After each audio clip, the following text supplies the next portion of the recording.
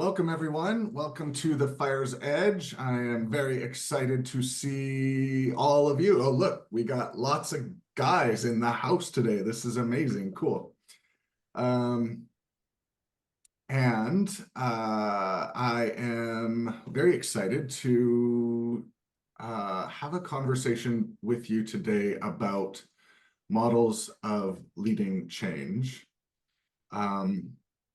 And I want to warn you that I've thrown in, I love working with different models of leading change, and I think they're really powerful. I think mapping out change and using different tools than we're used to map out how a change process can occur is actually psychoactive. And I love what Buckminster Fuller said, which is, if you want to change how someone thinks, I'm paraphrasing here, but I think I'm going to get it pretty close. If you want to change how someone thinks, don't try to convince them to think differently. Just give them a tool that when they're using it, it will actually cause them to think differently. It will force them to think differently in how they use it. And that's why I find models for leading change to be so powerful, is because they can alter the way we see the world and they can alter the way we think. And that's what we'll be connecting on and talking about today. But before we do that, I would like to hear from the folks who are here today. What's happening in your world? What has you be here today? What would you like to get out of today? And if you've been to some of the previous sessions, what have you been thinking about, or what's been stirring in your mind and maybe heart from those sessions?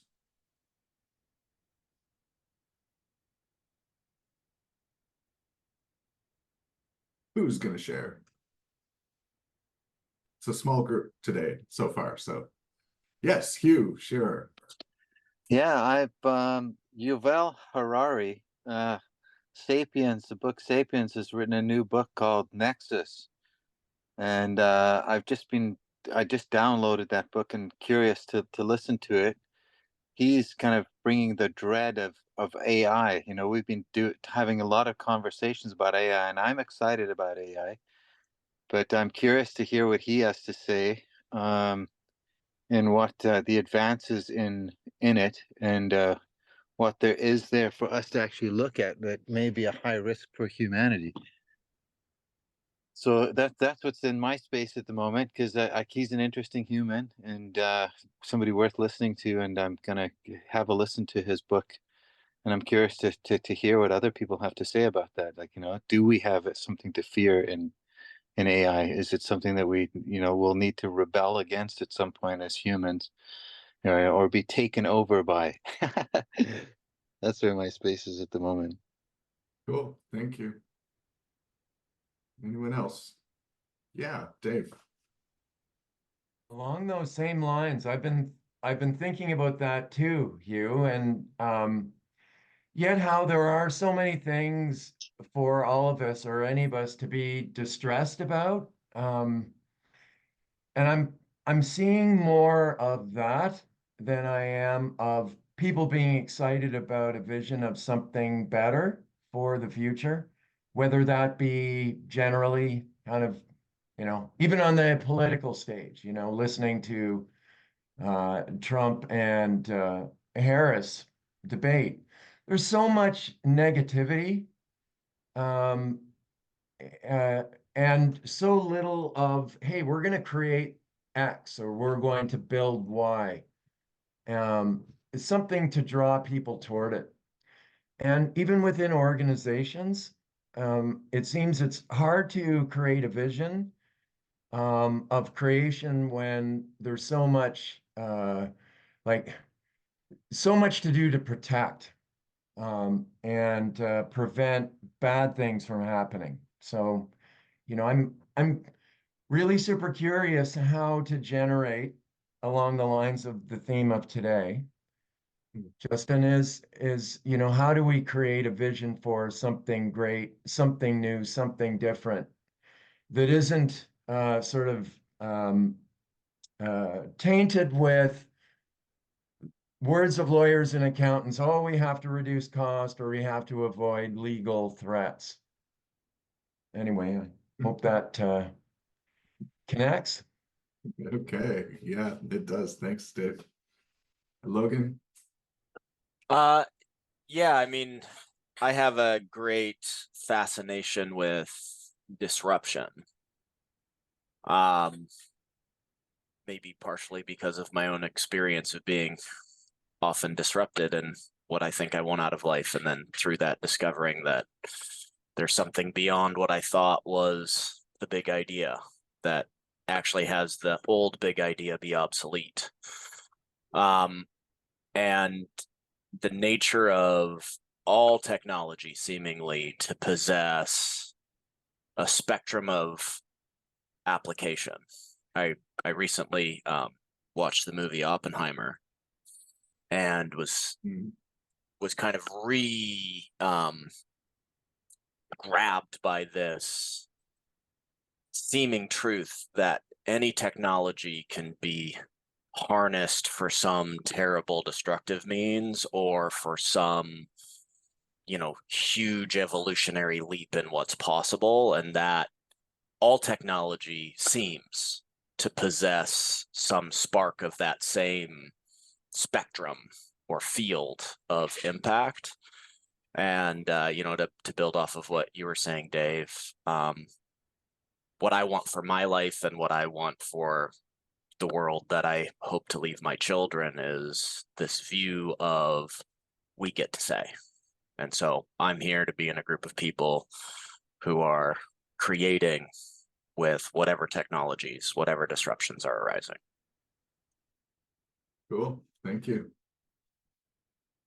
You are reminding me of a quote by this literary critic in the kind of early part of the 20th century named Kenneth Burke, and he said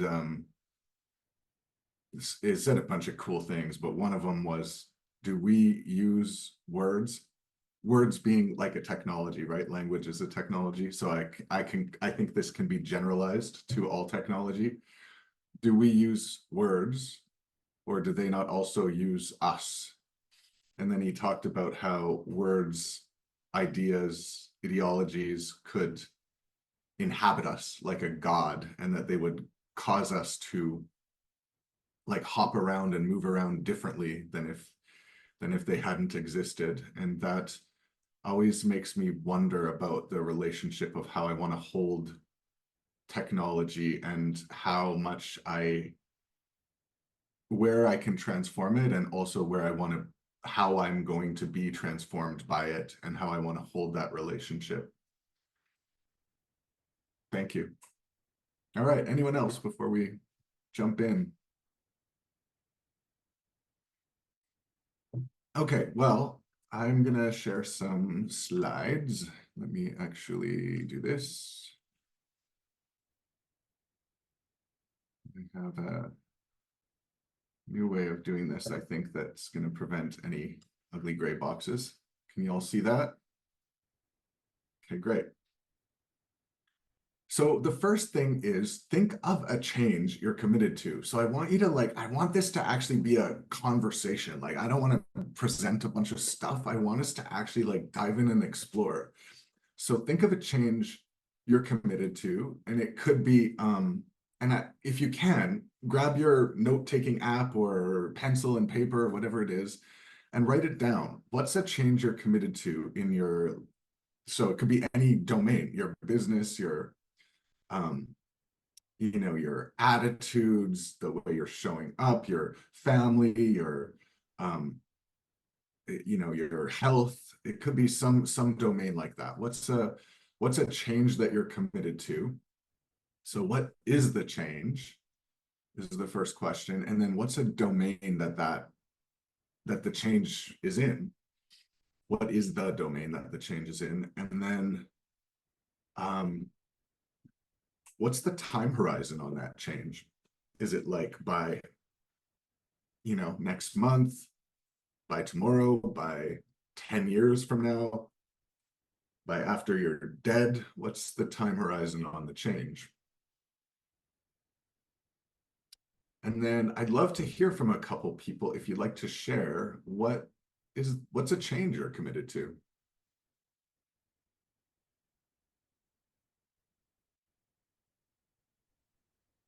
Yeah, Matt, please go ahead. Hey, thanks. A change that I'm committed to is my health and well-being in all areas. Foundational, it would be sleep, but more than that is really getting very seriously fit, and like very fit. And you know, I'm a couple weeks in, and I'm, you know, it's say 3 months of being away from serious exercise, and being now 2 weeks in, it's like, oh, like, look at my muscles starting to look, oh, six pack, like I could see, you know, it's and this is my pattern, right? And then I go hard for 4 months and then fall off. And after, you know, graduating from team management leadership and having structures in this kind of way, like it's a very real thing now that I can really get some very serious results. And so I'm committed to those results. I've joined a 120-day challenge, and I'm 15 days in. So there's this 120 days, and then after that is the 400-day, and then a 10-year, well, 5-year, and then a 10-year. And so it's a whole different context and way in which I'm looking at my well-being and physical well-being, and having a structure that I've never had, and a community around well-being, specific community. So yeah, I'm just really taking it seriously and really having fun with it this time. Okay, cool. All right, Mr. Studman, can't wait to see you after 120 days. Awesome. And thanks for I think you're foreshadowing a couple of things we'll touch on throughout the conversation. So I appreciate that. Yeah, who's next? I'll go. Okay, Mac. Hi, Hey. nice to meet you, Mac. Hi, everyone. I'm new here. I'm a friend of Scotch, but and I know a few folks here, but nice to meet you all. Yeah, I figured I'd go next because Matt, I'm right in your tailwind there. I'm on year 2 of consistent exercise and really taking control of my health. I'm you know, going to the gym and getting outside and sleeping more and drinking more water, all those things, and it's been really foundational in terms of changing my own mental health picture and my own capacity. I think it's just a cornerstone. But the biggest part of it that I wrestle with is the consistency piece. So I'd like to hear you talking about a 10-year plan. This is a forever commitment, honestly. So yeah, definitely have I also have an affinity group of folks who are, you know, on this journey together. But I'd love to compare notes in here, kind of what specifically you're doing, because that sounds a little more well-being focused than just fitness. Thanks. Thank you, Mac. It's awesome. Okay, anyone else want to share a change they're committed to? Ella? Hi. Hi. Okay, so here we go.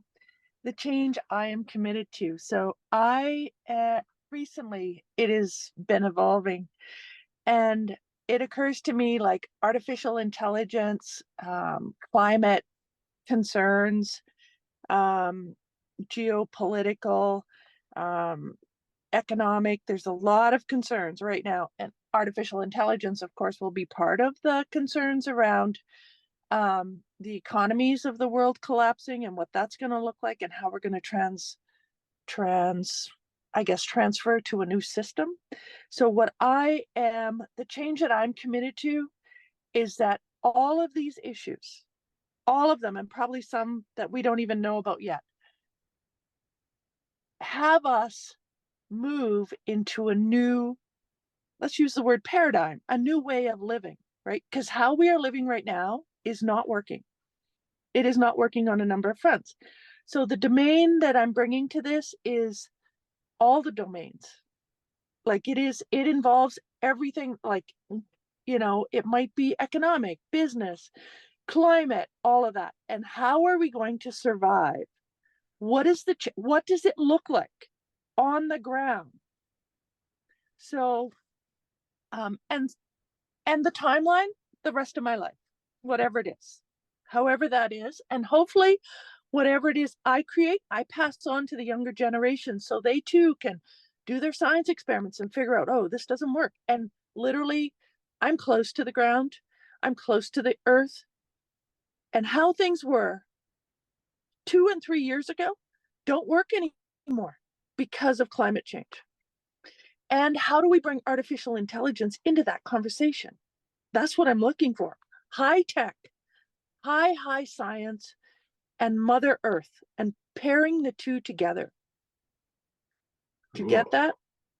That's Yeah. that's what I'm up to. And, you know, in the world of health and fitness, it's, you can have, the food we eat right now is what has to transform. We are destroying the soil, and it is the soil that provides the nutrition to the food that we eat. That's a big thing, and people don't even realize that. So if you want good health, pay attention to the soil that grows your food. Thank you, Ella. You're welcome. Love it. Okay, Logan, you're the last one. Yeah, thanks.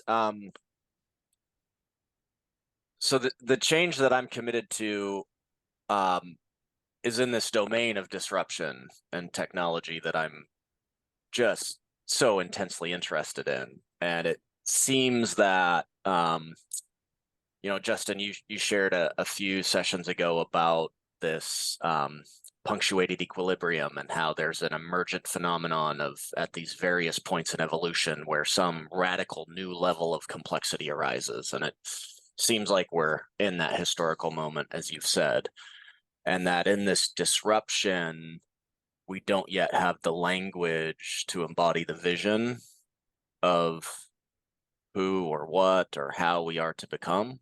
And so the change that I'm working on, that I'm committed to, is being part of the group of people developing the technologies that can provide that higher level order of collaboration and cooperation. And I think, as you pointed to earlier, one of those technologies is the technology of language. And so I've been stealing a few pages out of Bucky Fuller's book and playing with inventing some words to try to capture these ideas and these visions so that we have these guideposts or these mountaintops to pull us forward into some kind of, as Bucky Fuller would say, syntropic future.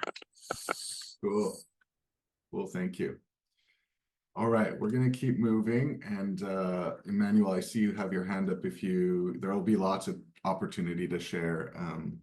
So please share the next time there's a chance.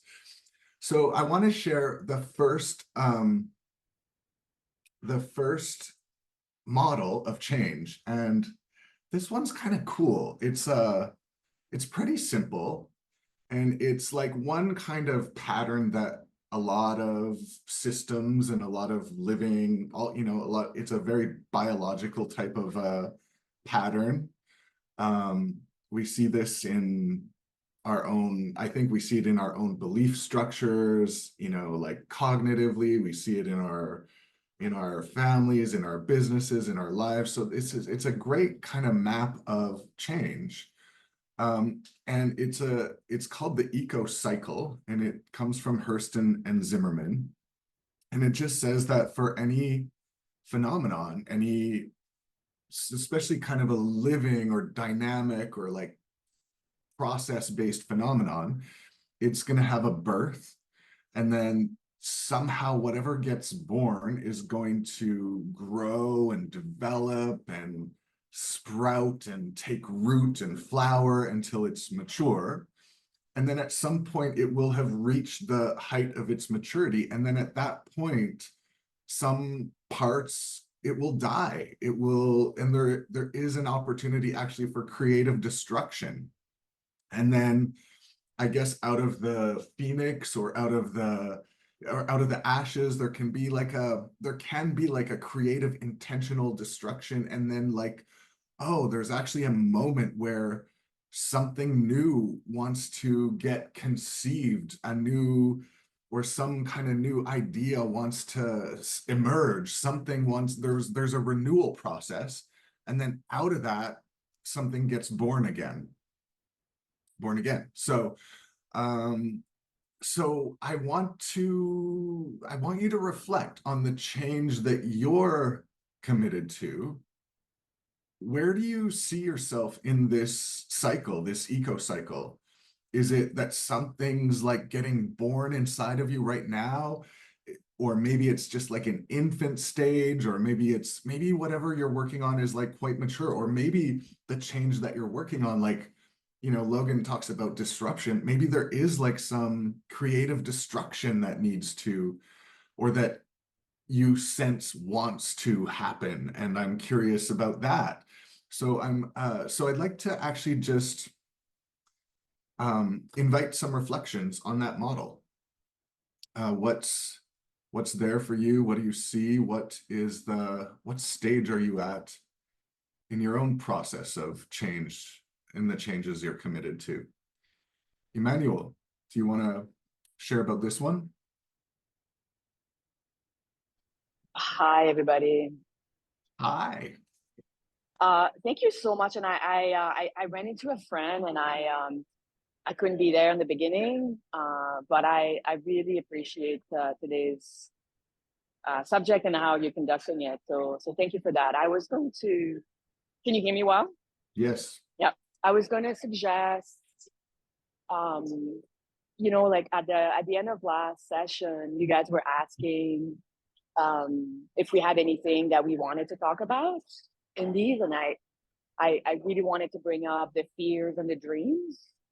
It's simple, like surrounding artificial intelligence. Yeah, just talking about the fears, the basic fears surrounding artificial intelligence and the dreams, right? Like I think that last week, we were talking about a work of fiction, and a lot of fears, basic fears came up.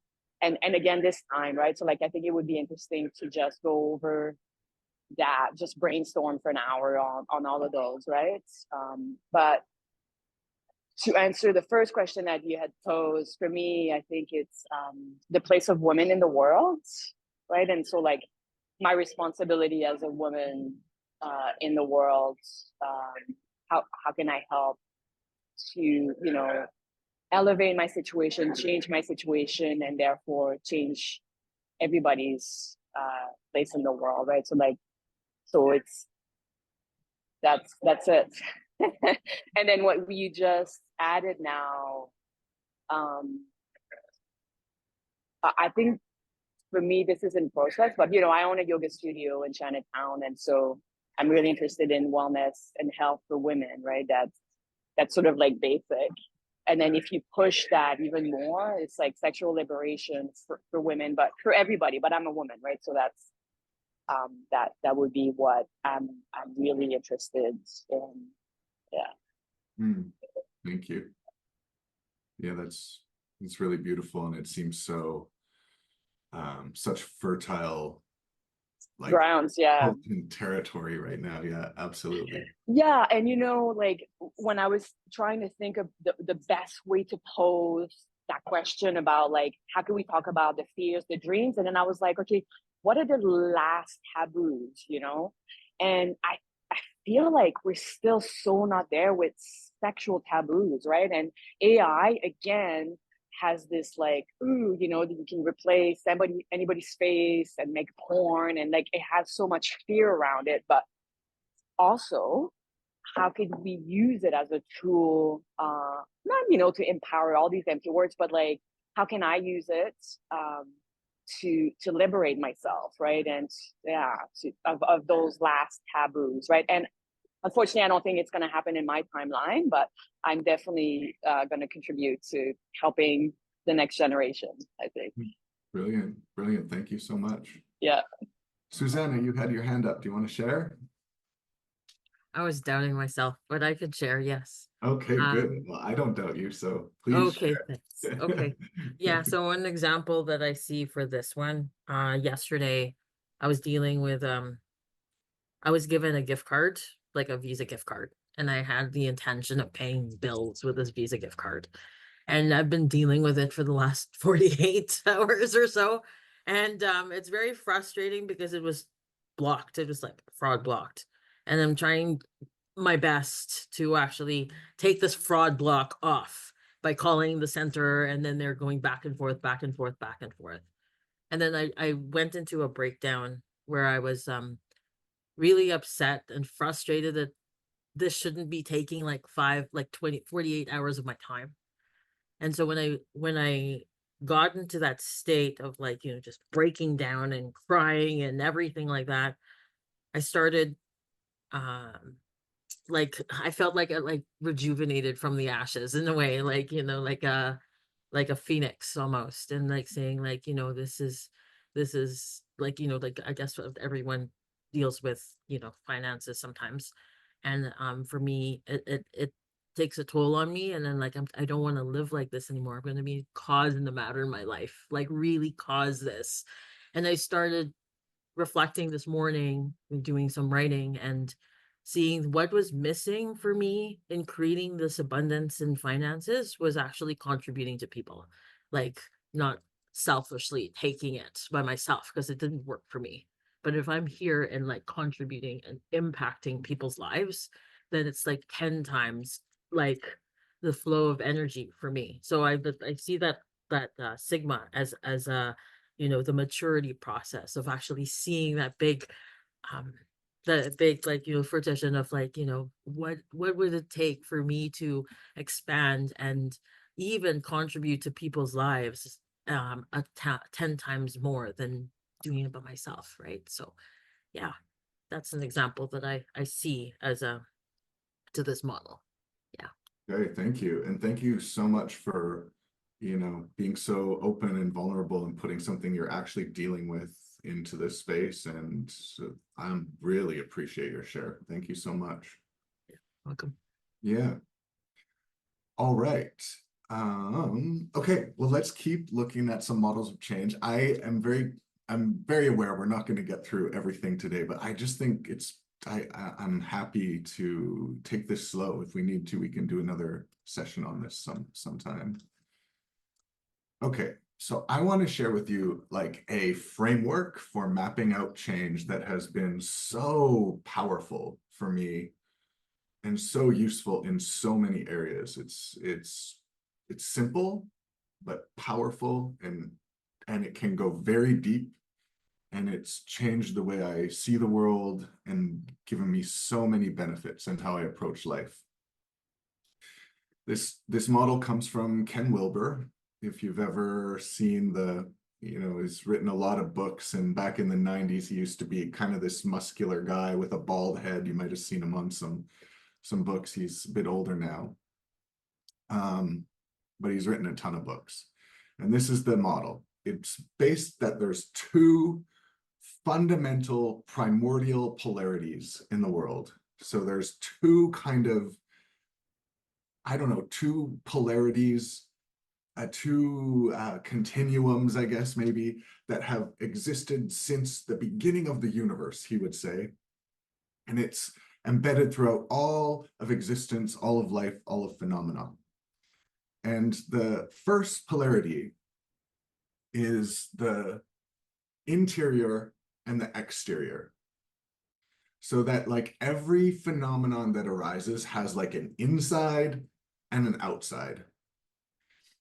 And if you might have heard like an expression that action is correlate with the way the world occurs for you. Some of the people on this call might have heard that. That's exactly what this means, that the way the world occurs for you is arising at the same time as your behavior and your actions. It's like the front of the hand and the back of the hand. Those two things arise together.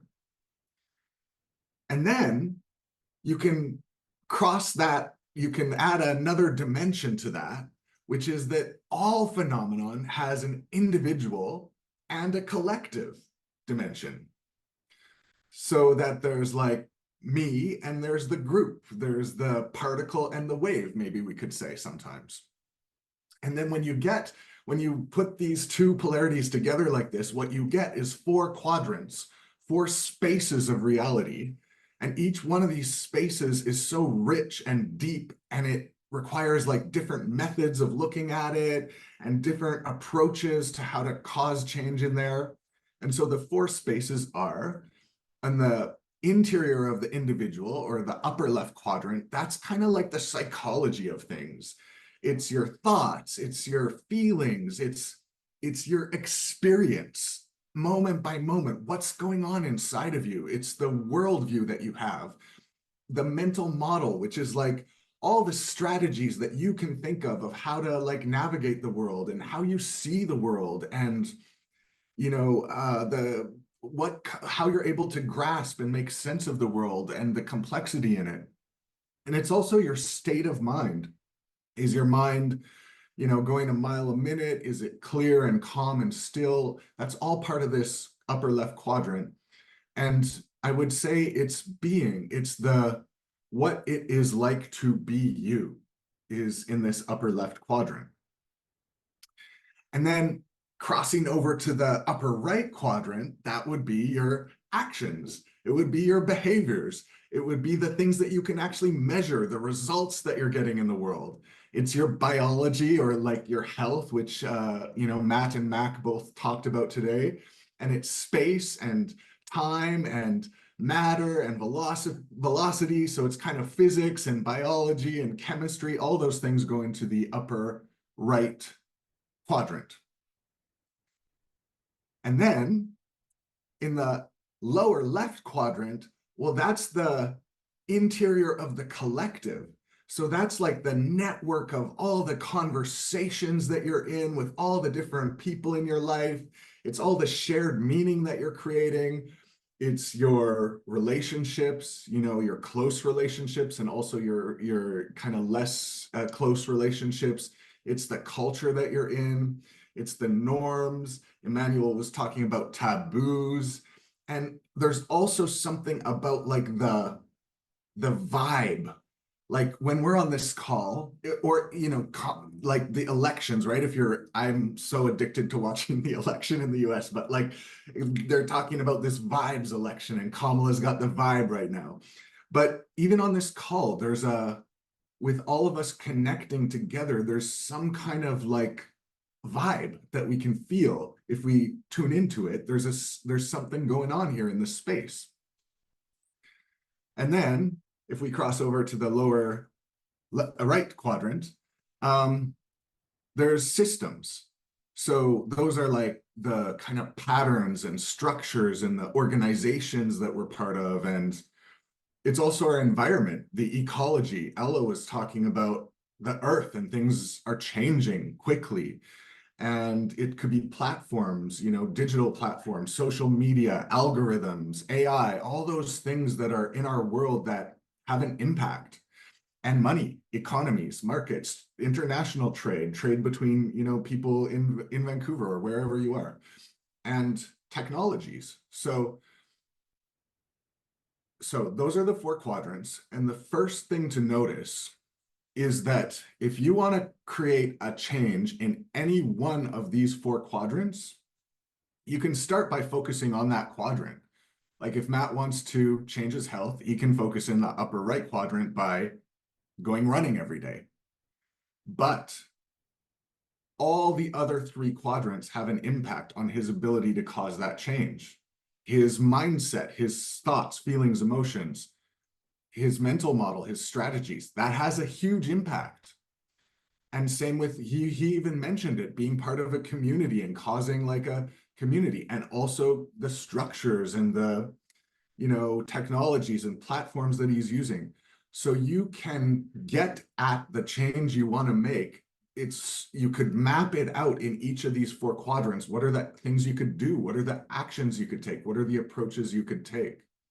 And this is such a powerful, powerful model for mapping out both the things you can do to cause a change, and also things that might be holding you back, so you can actually see in each of the quadrants what might be holding you back. And for the sake of just simplicity, we can call these mind, behavior, culture, and systems. So take a minute and just think about the change that you're committed to in your life. and maybe look and see which quadrant you see that change living inside of. And if you'd like, you can write that down. And oh, awesome. We already have Scott wanting to share. So go ahead, Scott. Yeah, thanks. As you know, I'm a huge fan of this model. I've been using it for a long time. I think it's really powerful, really insightful. One of the pieces that I didn't hear you say, and I'm sorry, I was typing on something, maybe you did say it, but I just wanted to underline it, comes out of the integral coaching methodology. And that is all of us as individuals have one of those quadrants that is our primary orientation to the world, and another quadrant, which is kind of a secondary orientation to the world. And that can be helpful when you're looking at this. If you're like, oh, you know, I mostly think about my health and I mostly think about, then that's your primary orientation to the world is upper right.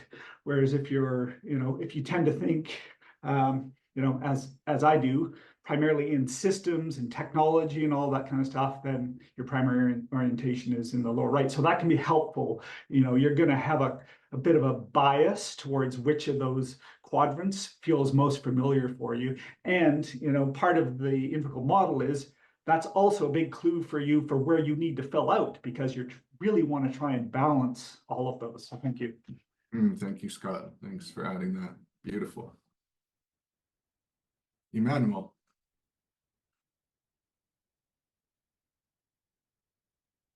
Yeah, hi. Yeah, this is really, can you hear me? Yes. Okay, this is really helpful. Like, I love the simplicity of it, and I feel like I can apply it to many of the projects I have on the go right now. So yeah, I just wanted to say thank you, and for just to use the one I use, the, you know, the women. I feel like it fits in all of them, right? But yeah, that's super interesting. I'm gonna have to reflect on that a little bit more. Thank you. Absolutely.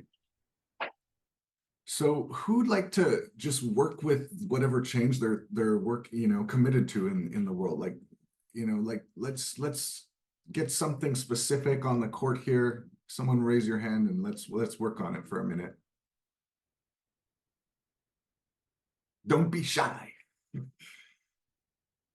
All right, Logan. All right. I'm nervous, but let's go.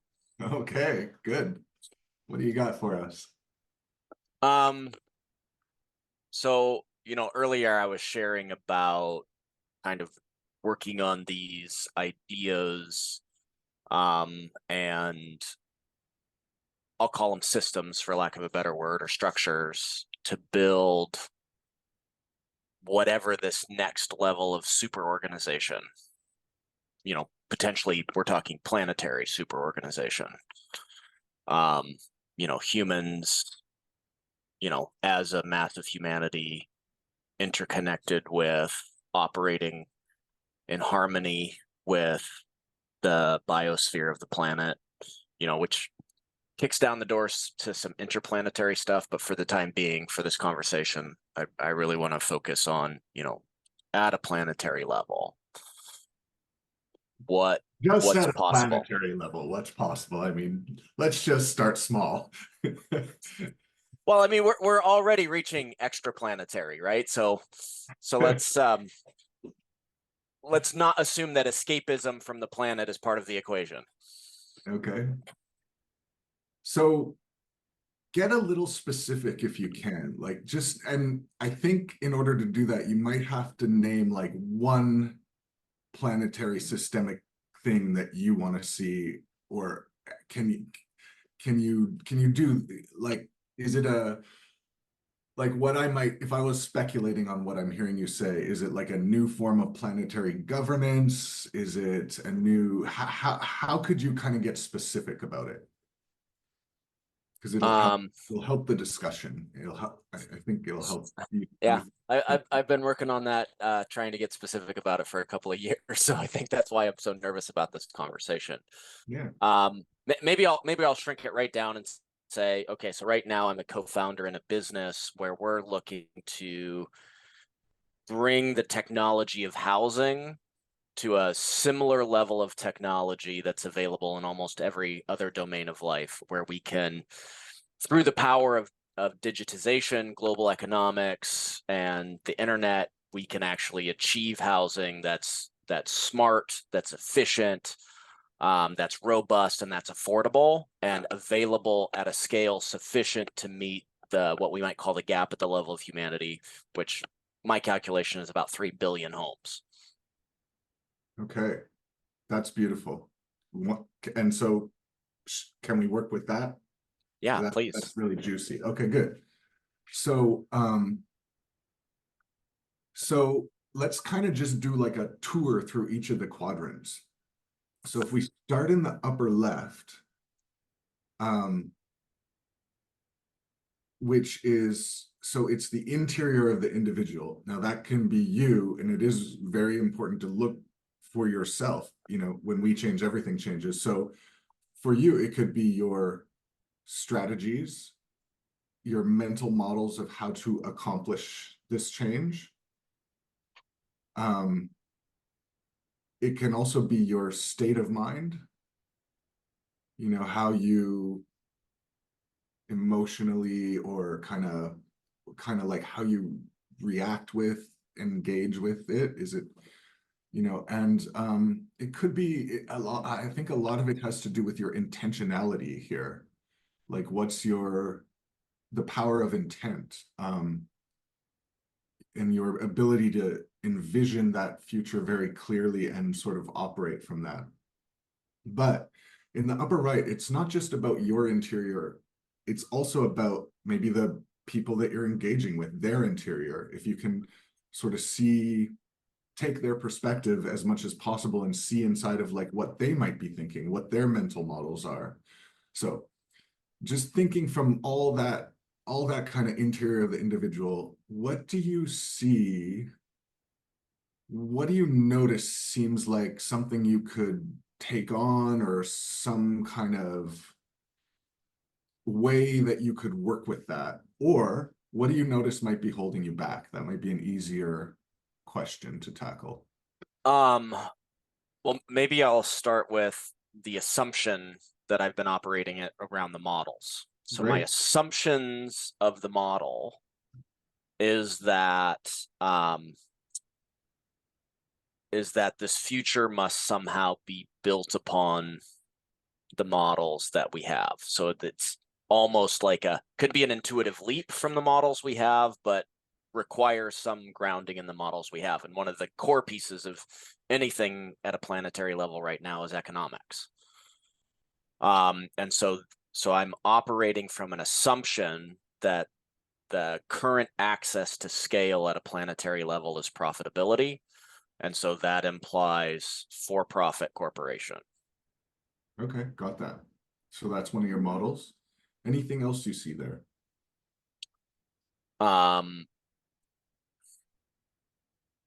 The flip side to that on the collective level is that we've got to get responsible for not falling into the typical pitfalls of profitability trumping impact in terms of the focus and the operation of the organization.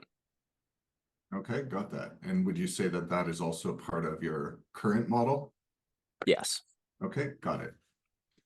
Okay, now if you go to the upper right, the measurable stuff, the results, the actions you're taking, the results you're getting, you know, things you can measure, space, time, those types of things. What do you see you could do, maybe do differently, or what do you see might be holding you back? Well, the physical technology for building this kind of housing, house as a product, so to speak, is that it needs to be deliverable at scale, which would mean currently, at least, it needs to be deliverable in the standard multimodal transportation mechanisms that we have globally, which would seem to indicate that the physical house needs to be, whether it's in pieces or however it's delivered, has to fit into a standard sea container. Okay, got it. Anything else you see?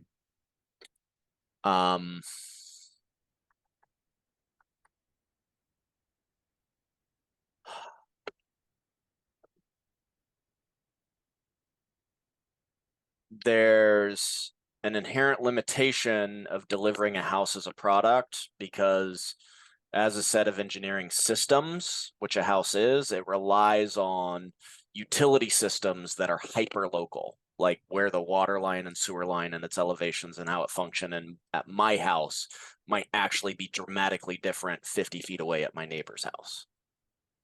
Okay, got that. Okay, and then let's go to the lower left, the conversations, the relationships, the vibe, your community.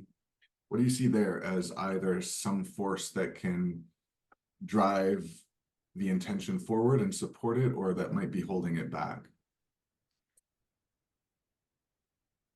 Well, there seems to be social agreement, usually labeled affordable housing, that the royal we ought to be doing something about it, and government's pointing to the money they're spending to supposedly do something about it. And the general models that we seem to be applying around housing tend to be insufficiently broad or integrated to account for all the drivers that would actually be required to produce housing at scale that would be adaptable enough to meet the local requirements. Okay, got that. And then in the systems one, so Scott called out that we all have a sort of a dominant quadrant, and what I know of you, you feel like someone who is very comfortable in that lower right quadrant. That might be your preferred quadrant to think in. What do you see there as both supporting, driving the things you want forward, your intention forward, or might be holding it back?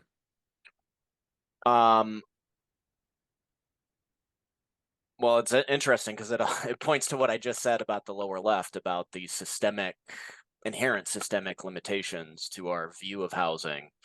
And so like what I see drawing me forward in this conversation, and perhaps the unique perspective I have, is the understanding of a house as kind of the embodiment and the meeting point of all of the systems in which we operate.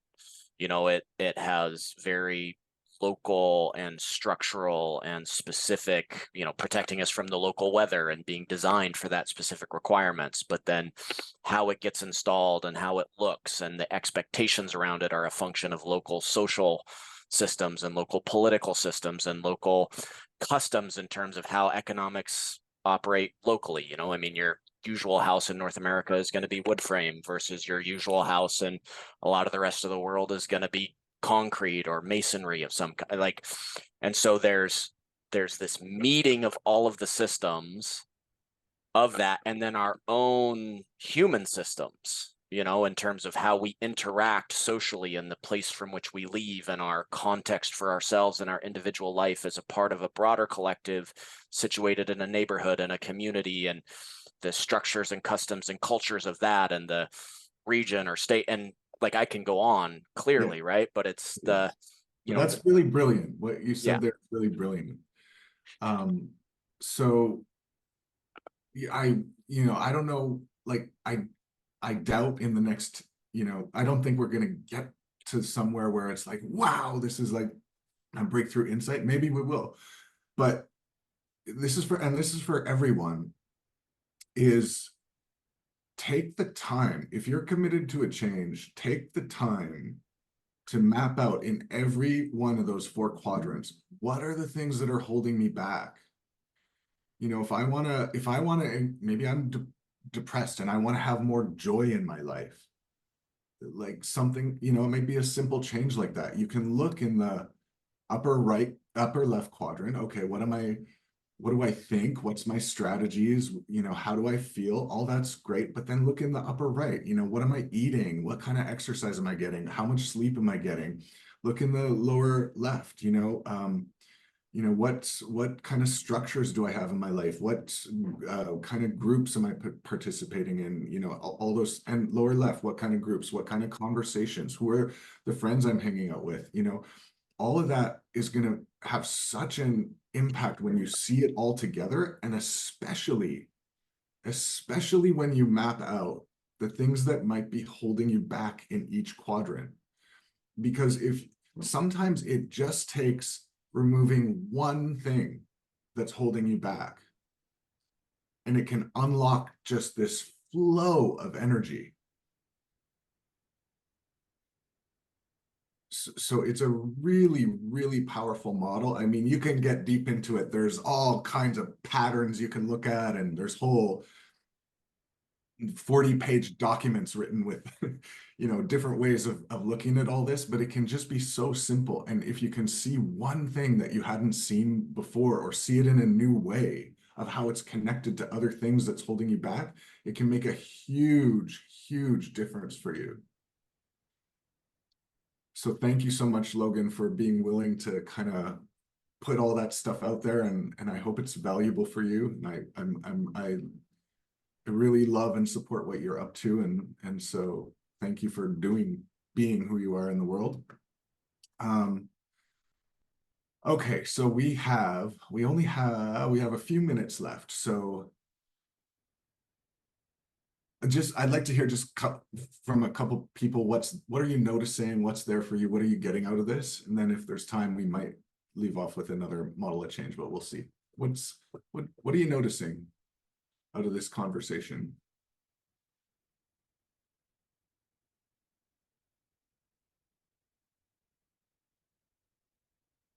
Yeah, Dave. Here. Well, for one, Justin, I really appreciate this. It's great. Scott, I'm kind of surprised we haven't talked about the 4 quadrants before. But maybe maybe you've hinted at it and I wasn't ready to hear it.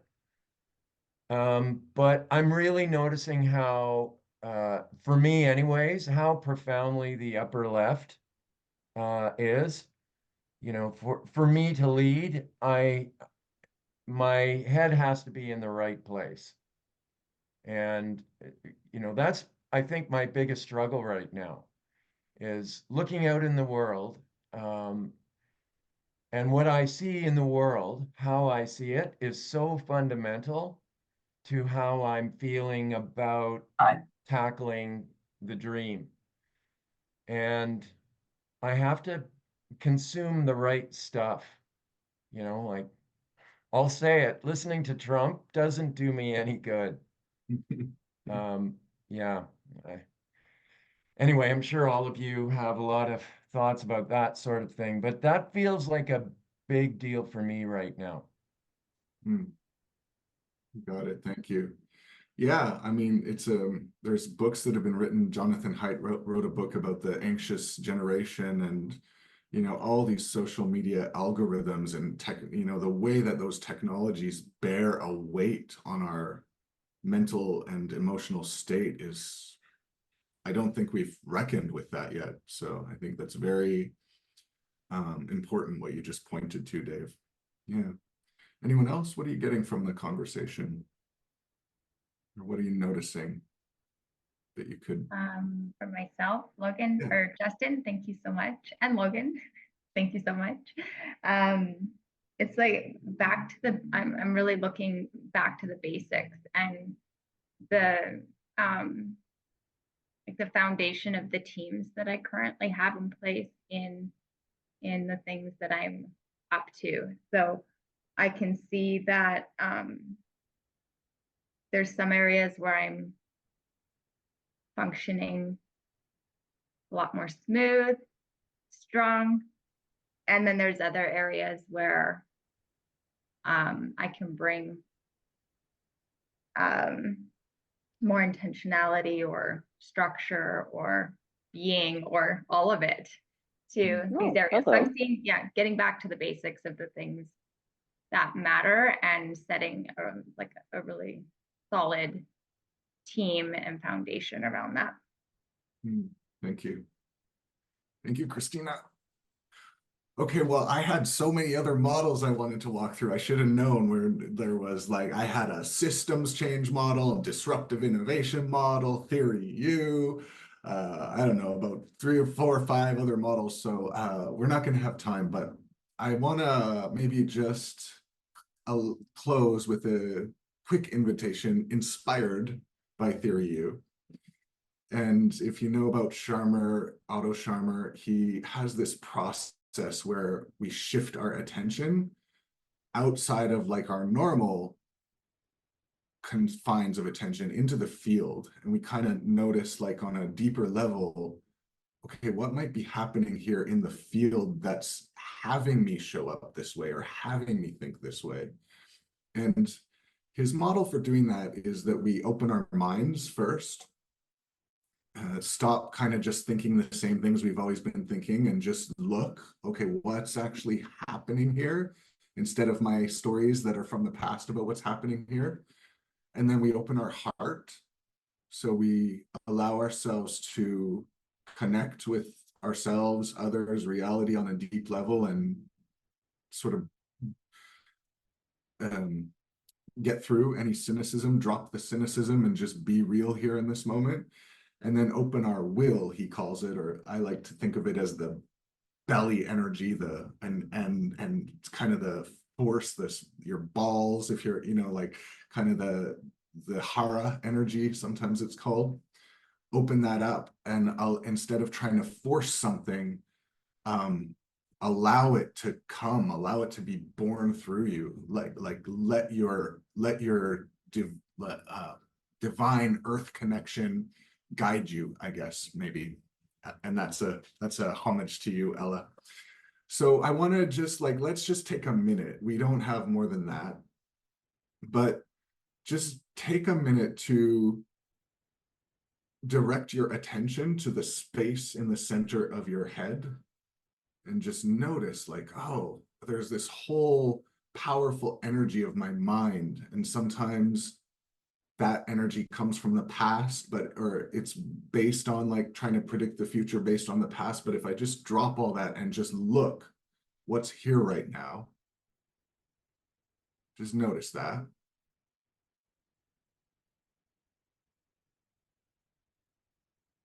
Open your mind. And then take a minute to direct your attention to the space in the center of your chest, your sacred heart.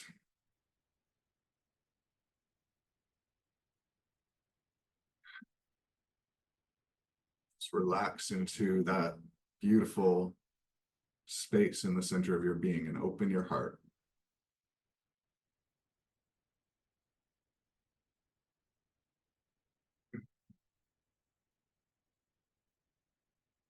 And then direct your attention to the space in the center of your belly, that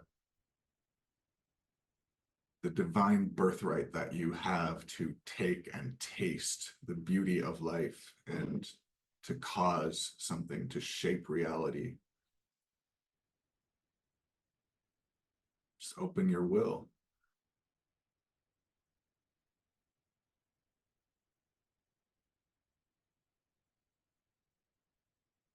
And thank you so much. We're at 9 o'clock. If you'd like to come off mute and say one word, what are you taking into your life today? What are you bringing with you? Please do that, and we will close the call. Thank you. I'm going to say joy. Awesome. Inspiration. Gratitude. Space. Model. Gratitude. Prolificiency. Thank you. Inspiration. Thank you. Okay, everyone. Love you. See you next week. Blessings.